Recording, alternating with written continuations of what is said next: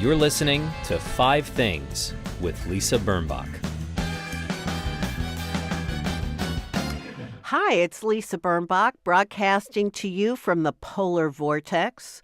I would like to tell you how many layers I have on at the moment.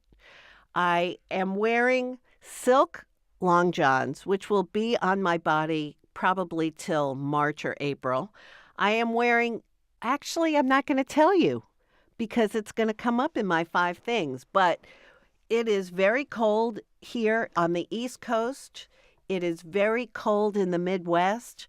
My heart goes out to you. I want you to stay inside if it's below 10 degrees where you are. And I know you'll listen to me because, you know, if my kids don't, why should you? But seriously, it's cold and I feel ya.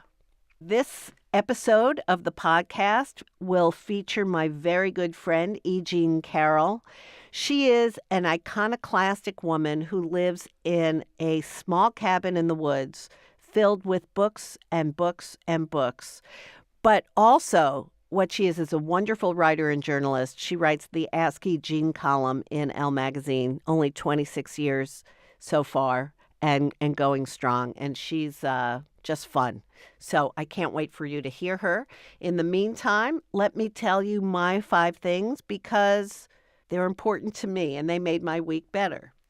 Number 1, I bought myself new pajamas over the holidays when they were on sale. And I was looking for something I've never had before, short sleeve top, long pants. Very often you can get long and short, but short and long is not easy to get. I bought them online. They're made by a company called AskEJean. I like the company. I thought they were going to be cotton, to be honest. They are polymodal. So that means poly, we know is unnatural. Modal, I think, is from a fiber that grows on something. But you know what? They do keep their shape. And now I favor them over all my other pajamas. So I'm not going to give away the other pajamas and tell them they don't spark joy. But I feel that I have to say to my new pajamas, which I have put a picture of them on the website at lisabirnbach.com, they have sparked joy. So can I say thank you to the new pajamas without insulting the other pajamas? I'm not sure. It happens sometimes. You get a favorite pair of socks and then you don't wear the other socks. And I feel sorry for the other socks. But anyway, these are my pajamas. I think I'm still looking for a pair that are all cotton. If you know of them, let me know. Number 2, I used to rely on an app to get around New York called HopStop, and I really liked it, and it helped me navigate the subways. Now, as a native New Yorker, why did I have to navigate the subways? I mean, why did I need that help? Because I do. Because when I was a kid growing up, New York was dangerous, and I was not allowed to take the subway until I was older, and you know, I'm living in neighborhoods that I never thought I'd be living in, and I have to take a lot of subways. So what's it to you? So anyway, HopStop closes, and I find through a tourist, because I'm not above asking someone directions and let them take out their map and tell me, since I'm not the best navigator in the world, to put it mildly. Anyway, some tourist told me about City Mapper. No one talks about City Mapper. City Mapper is the greatest thing ever. And they make City Mapper for Istanbul and Lisbon and Boston, Philadelphia, London, LA, all over the world, Melbourne. Listen to me. This is the greatest thing. It tells you, all you have to do is put in the address where you want to go. It tells you many ways of getting there. It tells you how many calories you burn. Note to self, if you take an Uber, no calories.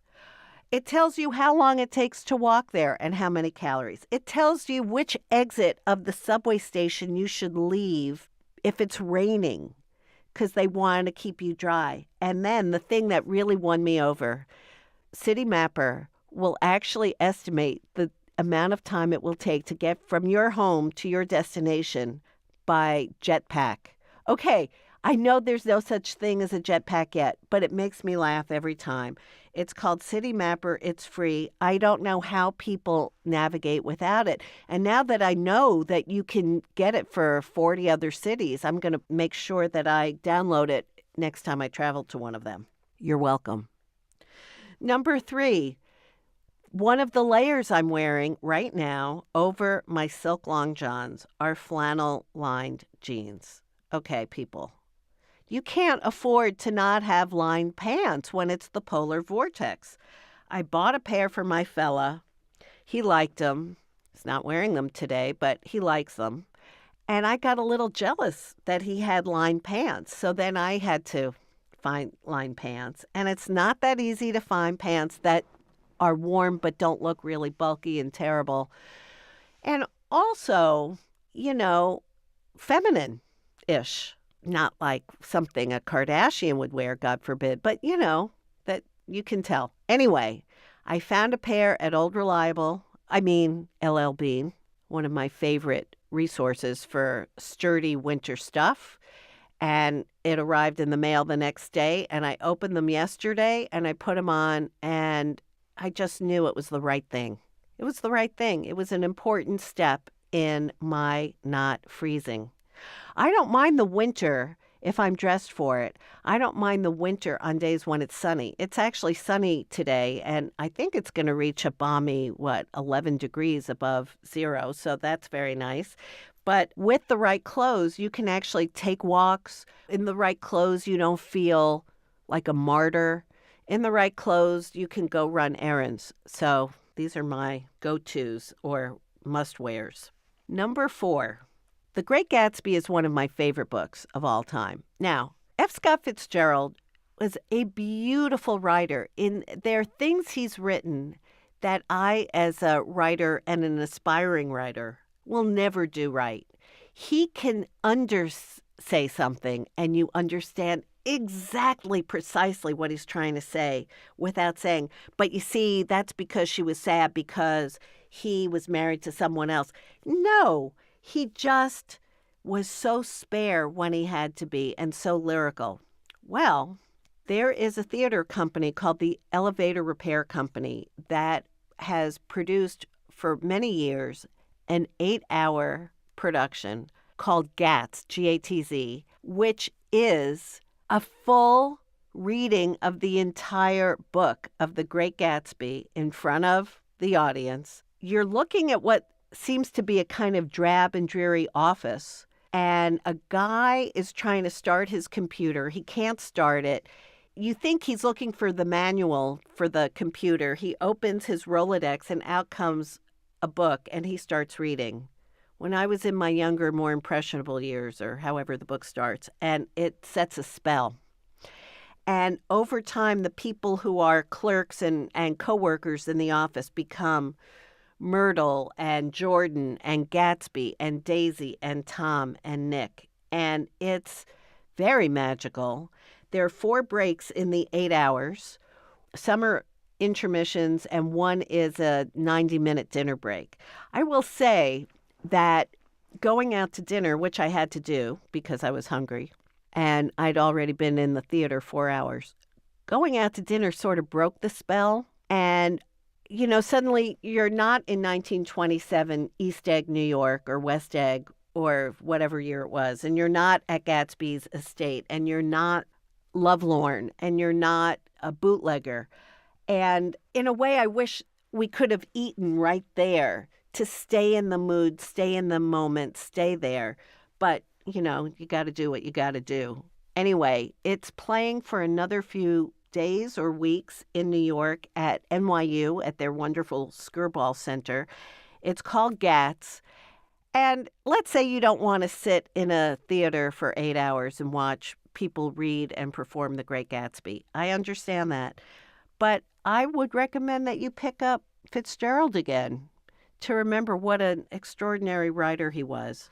Not a nicest man in the world, not the greatest guy in the world by any means, but really a truly wonderful writer, at least in my opinion. Number 5, majorities may come, majorities may go, but Robert Mueller is still pressing forward, and for that, he has my respect.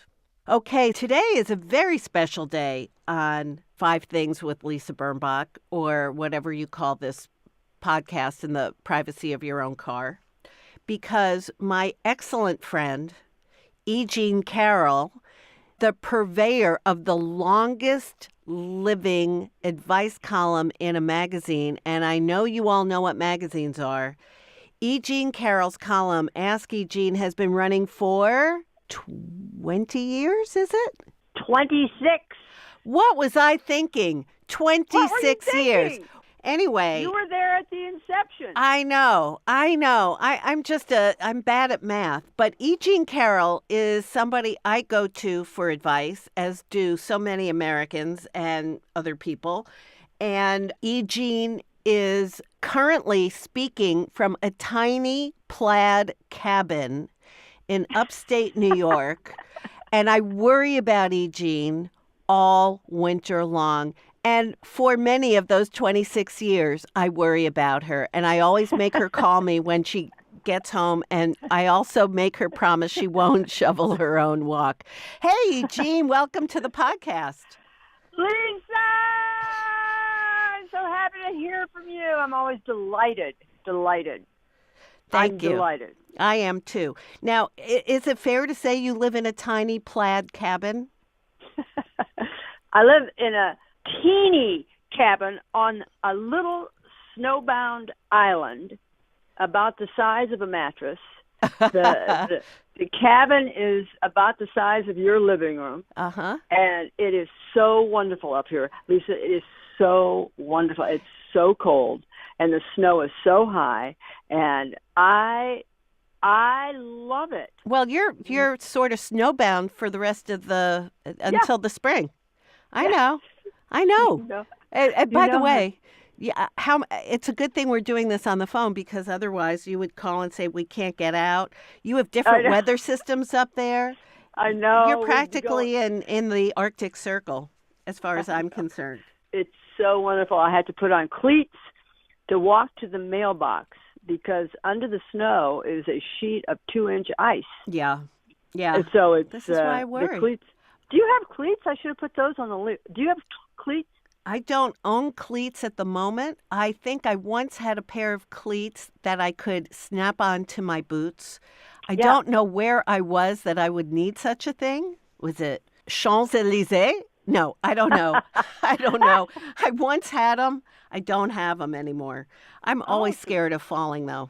No, it's horrible. It's horrible. But in New York, the sidewalks are pretty well taken care of, right?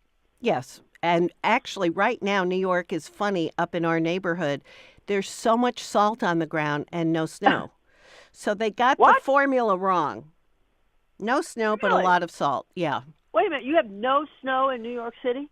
No, because it snowed like crazy yesterday for about 15 minutes, maybe half an hour. Of course, I was at the hairdresser, so that did not portend well for me. But it didn't leave a lot of, maybe it rained salt because we have so much salt. It salted, but it did not snow. You know, I was watching the New York Times, and they call it a blizzard was hitting New York City, a blizzard. It was blizzard conditions, high winds, and a lot of snow. It was, let's say this, because it was dramatic when it happened. Let's call it a bleh. Because it didn't get to a whole zard. Not even close. Not even close. Now, I want to also, without just talking about the weather, which we could talk about anything, but I would like to say that in your cabin, in your teeny cabin that is colorful, you have been writing a memoir. Yes, I've been writing a memoir, and boy, is that, it's very enjoyable.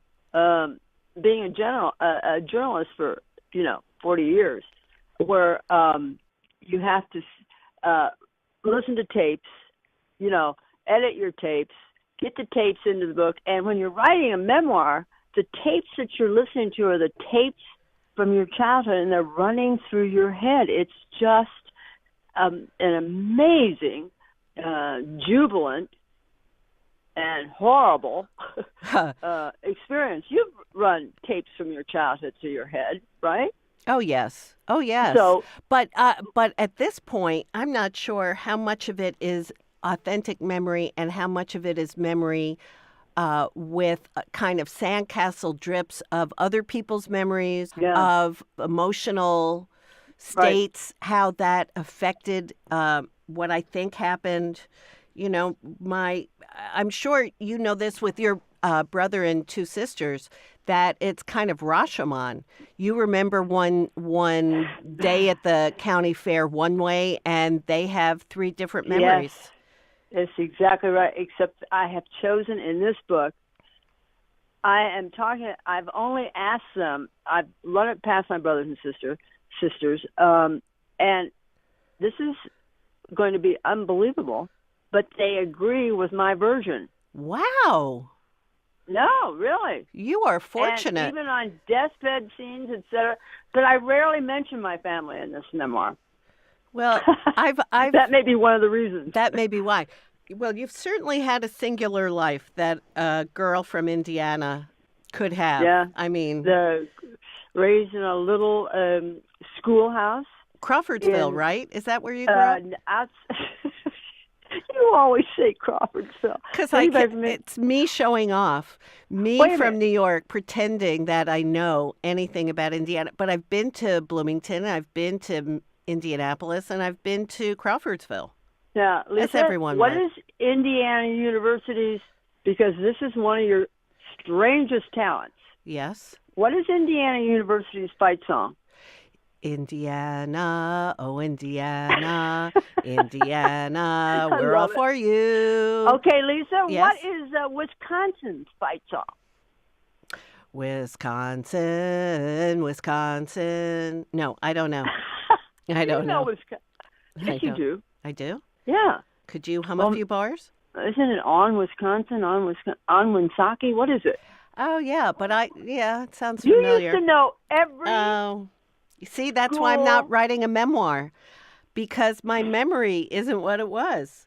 I remember you one night holding an entire dinner table, and we were enthralled as you sang the schools, as we shouted out schools, and you sang Michigan, you sang Indiana, you sang, you sang Notre What a Dame. fun night. Did I also show slides of my family at the 1965 No, you World's didn't. Fair? Because that would be a good time.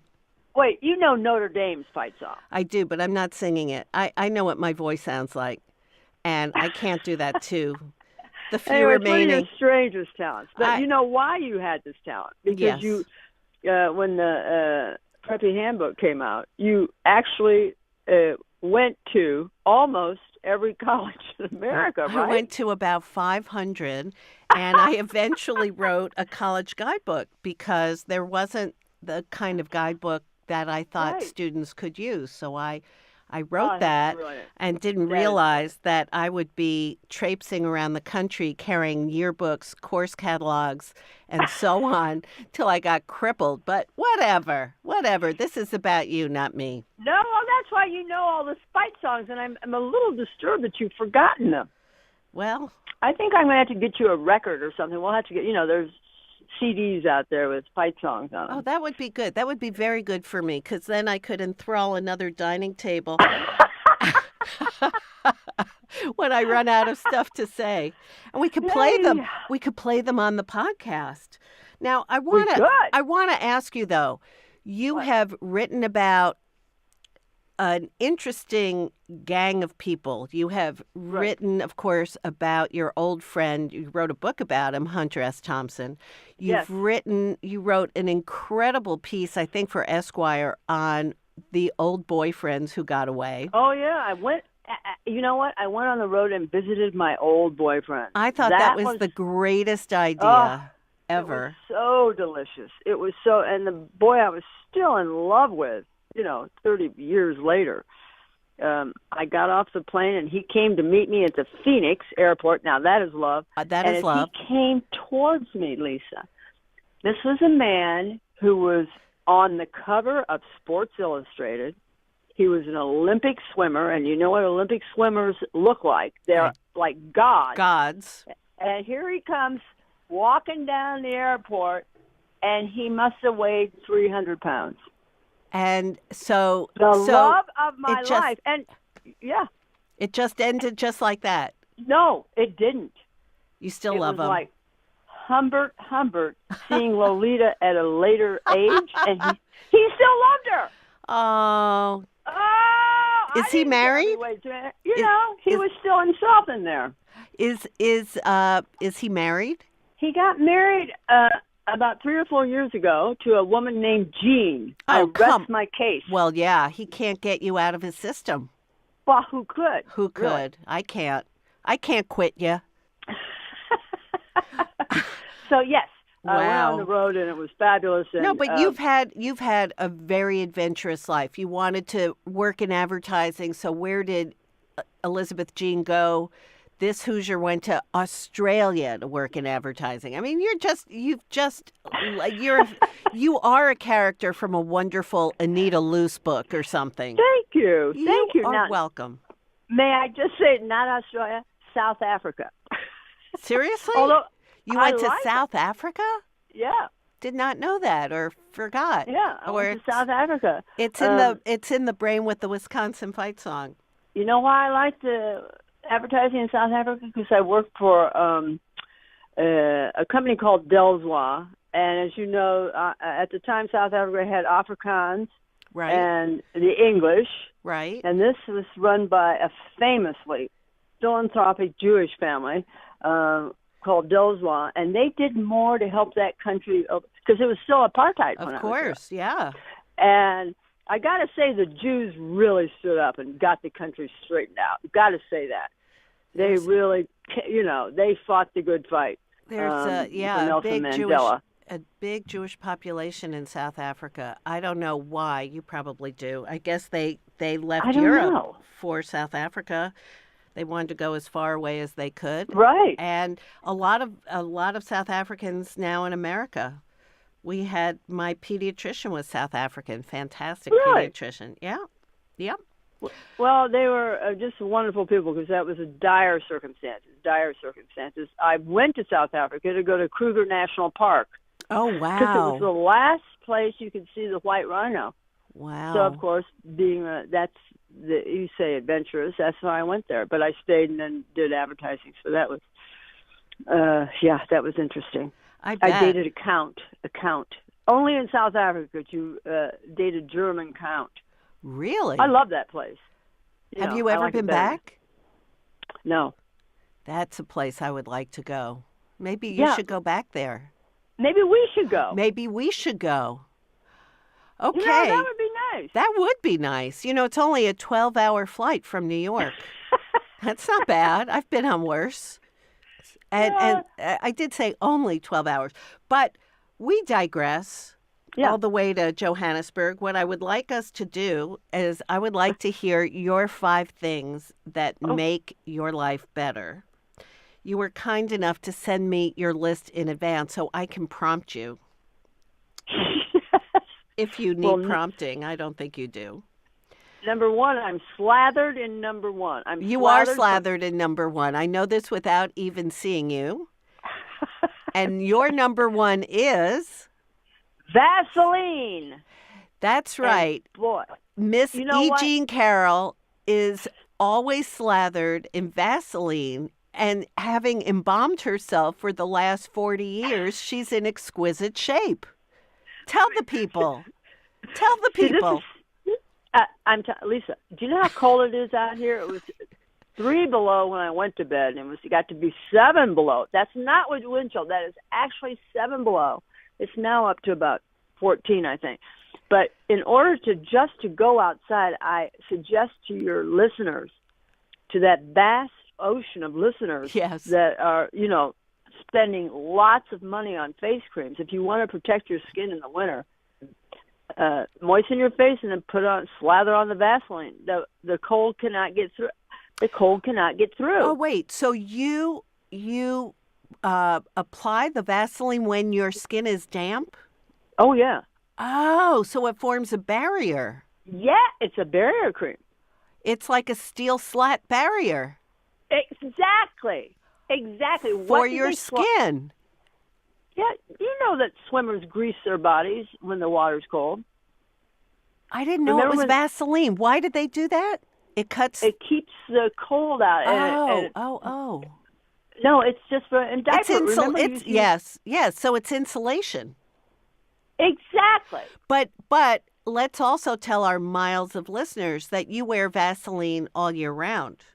Yes, I do. Let's I just do. say that some of the doorknobs in your tiny cabin are viscous. I can't even open half the doors here. Because I'm telling you, stick if the and house slip. got on fire, Stick Lisa, and slip. Let's say the fireplace blew up. I couldn't get out of my house because I couldn't You'd turn stick the to front everything. doorknob. Well, let's not. Yeah, that's not even funny. That's Okay. scary. So who told you about Vaseline and its amazing properties? How did you become a Vaseline-aholic?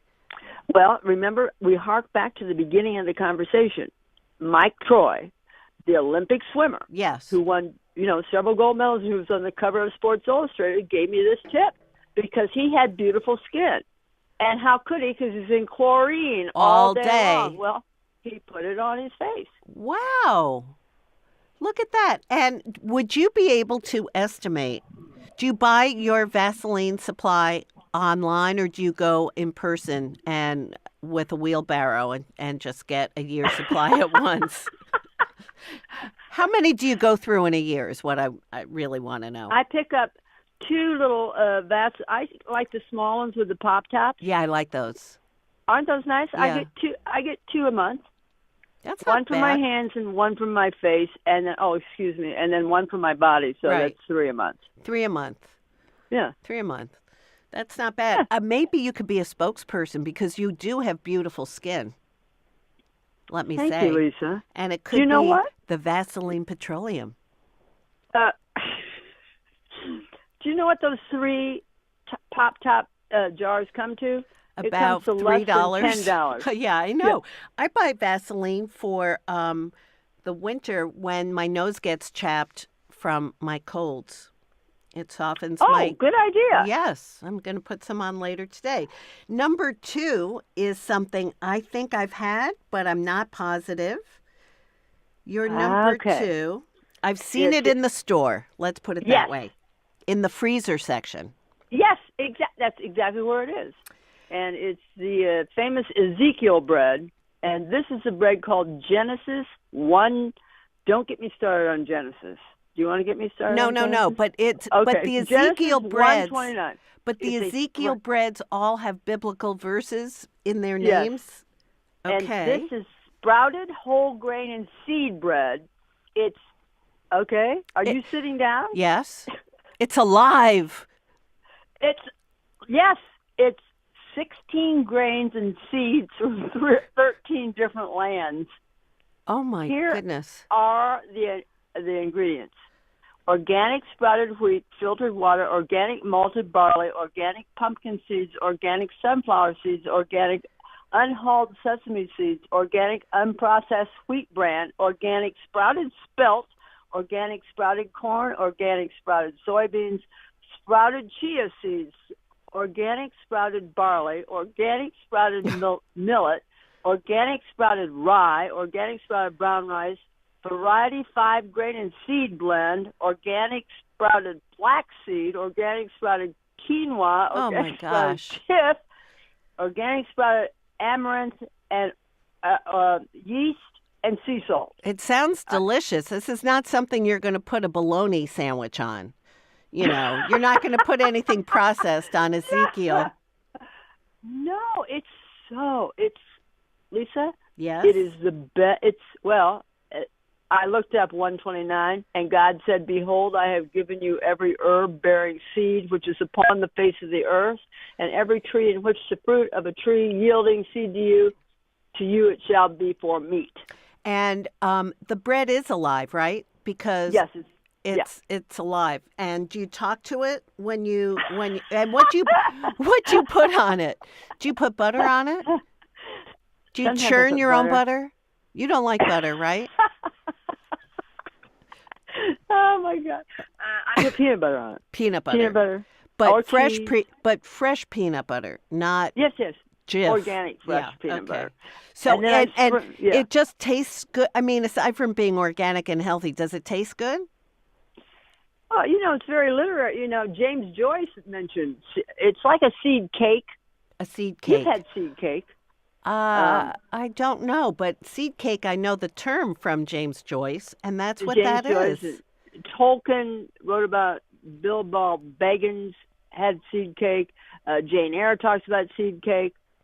And that's what it is. And you are, people don't know. They just know you as an advisor and as a kind of an anti-mame for our time, but they don't realize that you are also a literary connoisseur. You know your fine English 19th century literature so well as, I mean, you're a great reader, and I admire that about you. Thank you. Thank you very much. Number 3. Oh, girl.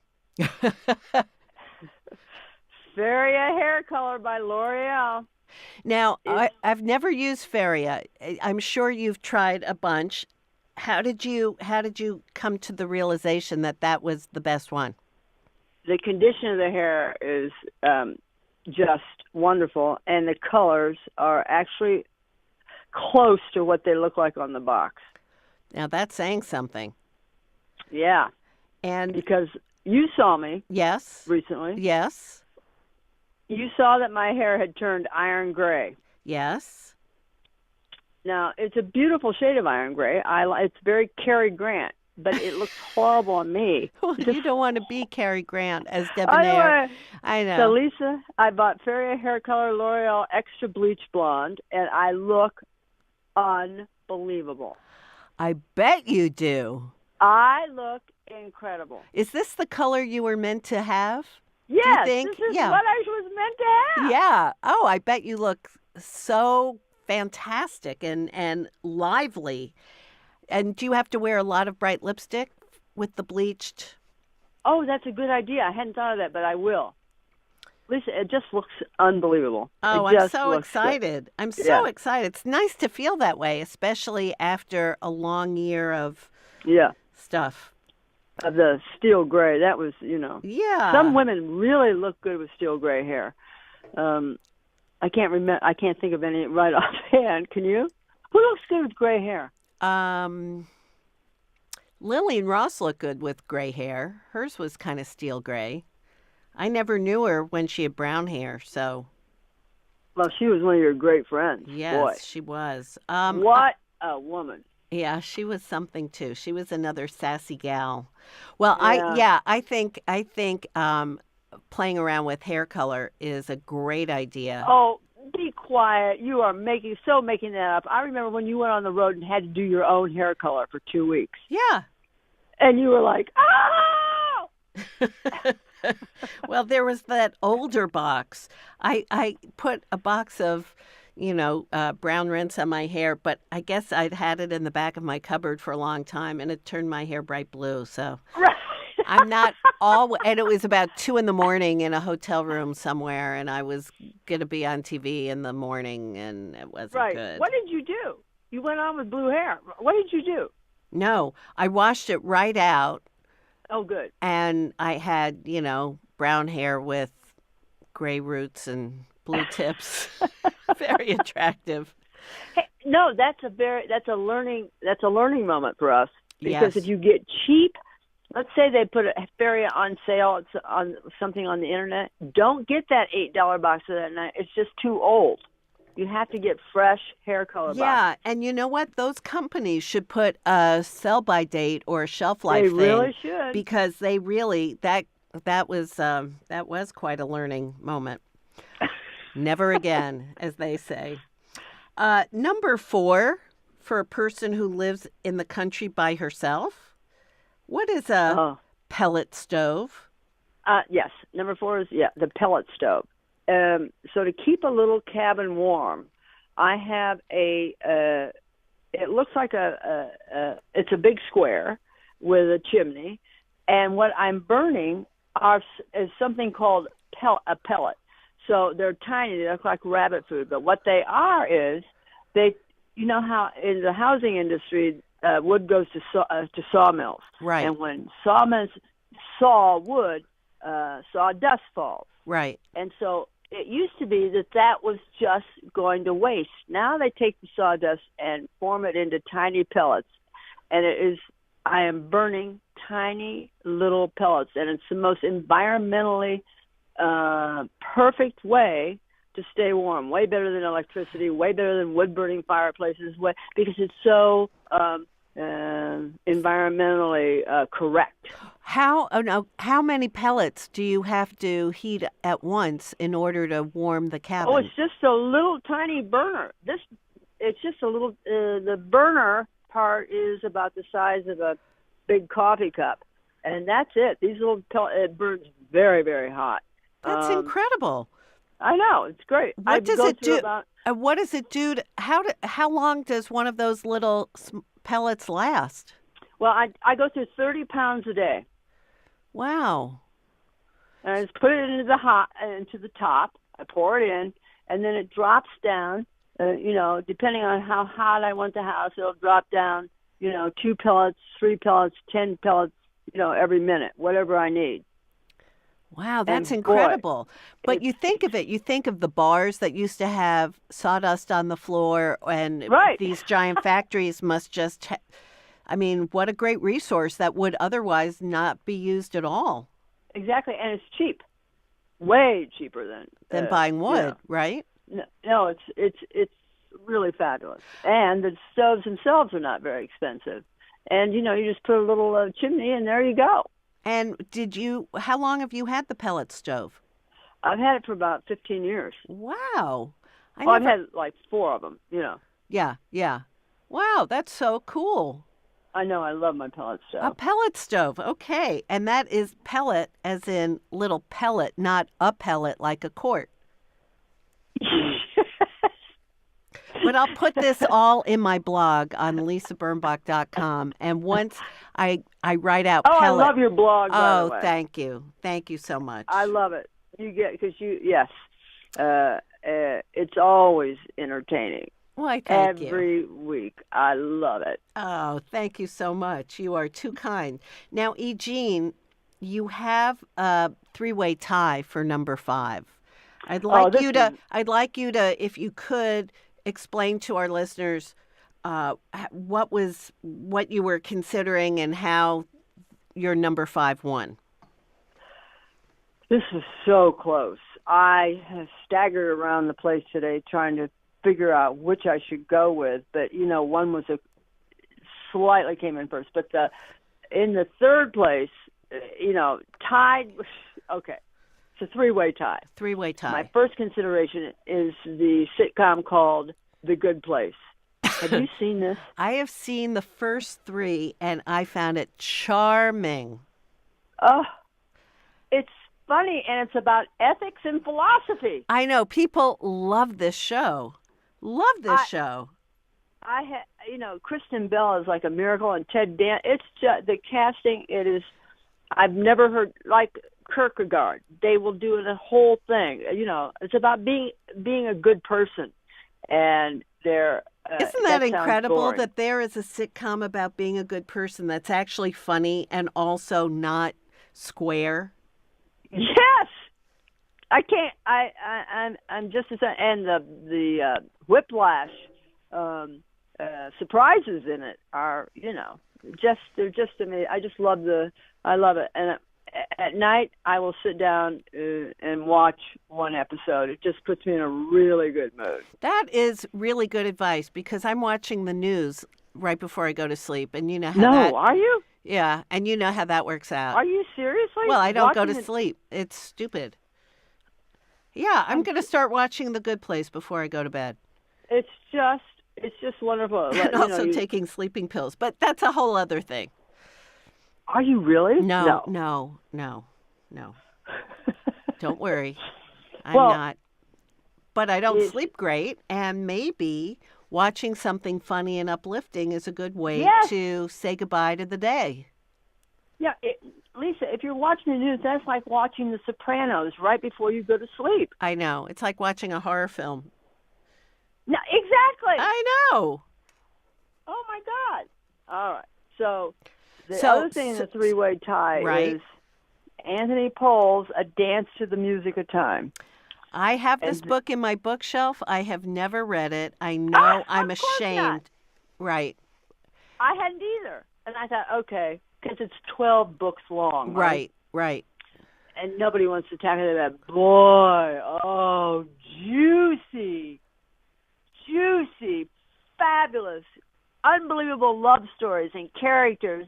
You just swim in this. He's right up there, in my opinion, with Dickens. He is unbelievable. That good a storyteller. Well, I'm listening to it. Oh, I'm not wow. reading it. Simon Vance is the reader. Is he great? Oh, he's fabulous. Okay, that's really. Oh, okay. I'm going to put that on my Audible list.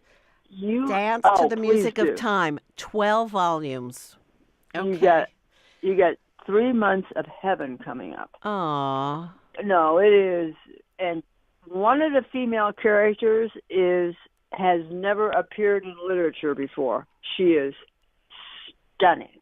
Wow. What she does. I'm not going to tell. Her name is Pamela. I'm not going to tell you her last name because I don't want you to know who she married. Okay. But she is, yeah.